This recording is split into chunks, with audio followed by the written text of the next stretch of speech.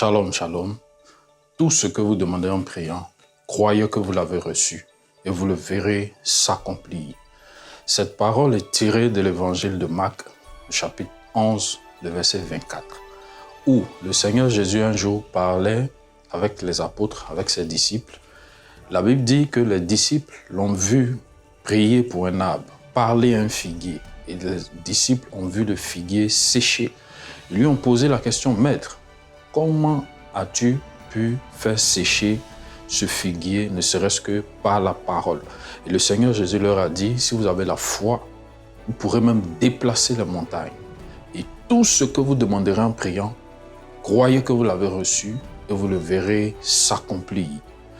Plusieurs d'entre nous, nous prions, nous parlons à Dieu, nous adressons des prières à Dieu. Mais malheureusement, bon nombre de personnes ne voient pas l'exaucement de leur prière simplement parce qu'elles n'ajoutent pas à cette prière la foi. Elles n'ajoutent pas la confiance en Dieu. Elles n'ajoutent pas l'abandon total dans leur prière. Parce que Dieu entend toutes les prières qui lui sont adressées. Et Dieu veut se manifester de manière extraordinaire. Dieu veut que nous lui parlions. Dieu veut que nous prions. Dieu veut que nous lui exposions nos besoins, nos situations, nos difficultés, nos problèmes. Dieu veut que nous prions. Dieu veut que tu pries. Et après avoir prié, il faudra rajouter à la prière la foi. La Bible dit de croire à tout ce que nous demandons à Dieu. De croire à tout ce que nous exposions à Dieu. De croire qu'il est capable de se manifester, qu'il est capable d'agir. Dans l'évangile de Luc, le chapitre 18, nous pouvons lire du verset 1 jusqu'au verset 8, la Bible nous parle d'une femme qui avait des problèmes et qui allait voir un juge.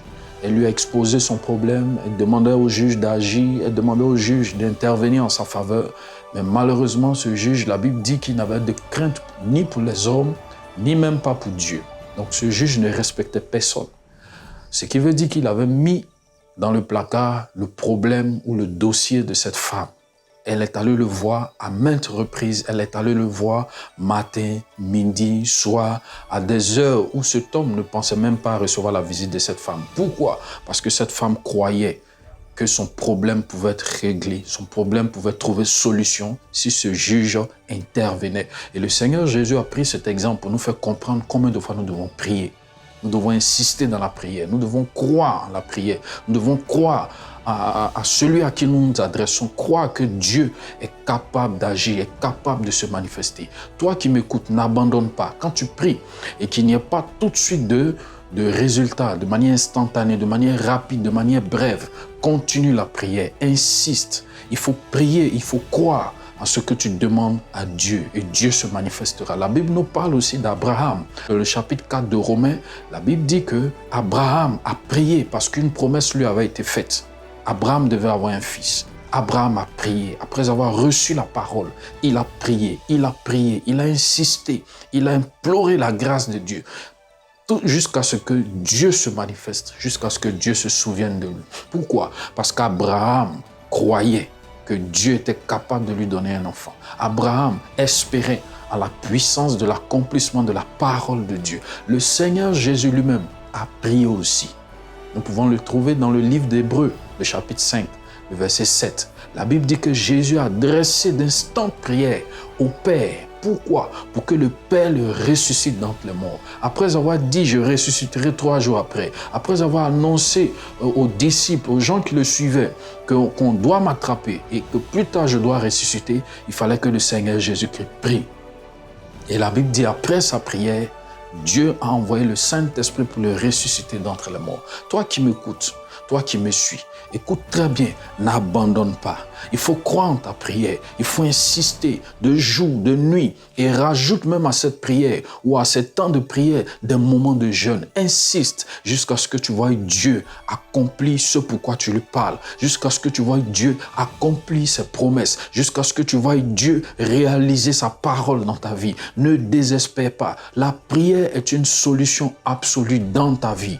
Pour ta situation, il faut parler à Jésus, il faut invoquer Jésus. C'est un enseignement puissant que le Seigneur Jésus nous a donné. Il dit, tout ce que vous demanderez en priant, croyez que vous l'avez reçu. croyez maintenant. Croyez maintenant. Ce n'est pas plus tard. Ce n'est pas dans le futur. Mais il dit maintenant. Il faut croire. Il faut croire que vous recevez ces choses maintenant. Toi qui me suis, il faut croire que Jésus peut te donner un enfant. Il faut croire que Jésus peut te donner un travail. Il faut croire que Jésus peut te donner la vie éternelle. Il faut croire que Jésus peut te guérir. C'est maintenant. C'est aujourd'hui. Ce n'est pas plus tard. Ce n'est pas demain. Ce n'est pas dans un an. Mais c'est maintenant si ta foi est sincère dans ce que tu dis, si ta foi est absolue dans la prière que tu adresses à Dieu, Dieu se manifestera dans ta vie. La Bible dit, Jésus dit, tout ce que nous demanderons dans la prière, de croire. Il faut croire, même avant d'avoir vu le miracle. Il faut croire, avant même que les choses se manifestent dans ta vie. Il faut croire, parce que celui à qui tu t'adresses est tout puissant. Ne regarde pas le problème, ne regarde pas le nombre d'années, ne regarde pas la situation qui n'a pas encore changé. Regarde le Dieu tout puissant. Il s'appelle Jésus-Christ. Regarde Jésus qui est capable de donner un sens à ta vie. Regarde Jésus qui est capable de renouveler ton ministère. Regarde Jésus qui est capable de mettre la paix et la joie dans ton foyer. La paix et la joie dans votre famille. Jésus-Christ est capable de toutes choses. Tout ce que vous demanderez en priant, croyez que vous l'avez reçu et vous le verrez s'accomplir. J'aimerais exhorter une personne qui me suit, qui m'écoute. Si tu n'avais pas encore accepté Jésus dans ta vie, l'occasion t'est donnée. Accepte-le. Jésus est réel. La Bible est réelle. Dieu est vivant. Dieu est réel. Accepte Jésus-Christ. Demande-lui de prendre tes péchés. Demande-lui de pardonner ta vie passée, loin de lui. Demande-lui de pardonner ta vie impure, ta vie indigne. Et demande par la suite à Jésus de régner en toi, de sauver ton âme, d'être ton Seigneur, d'être ton Maître. Et prends la résolution de marcher avec lui, de suivre Jésus tous les jours de ta vie, malgré les embûches, malgré les obstacles. Accepte de marcher avec Jésus. Tu auras la vie éternelle. Et par la suite, toutes tes prières, je dis bien toutes tes prières, trouveront exaucement pour la gloire de Dieu. Jésus se penchera sur chaque cas que tu lui exposeras. Il se tournera vers, il aura une oreille attentive à tes prières, parce qu'en ce moment, tu seras enfant de Dieu. La Bible dit, tout ce que nous demanderons, nous le verrons s'accomplir. Par la prière, si nous prions, Dieu le fera. Jésus n'a pas changé. Il est le même hier, aujourd'hui et pour l'éternité.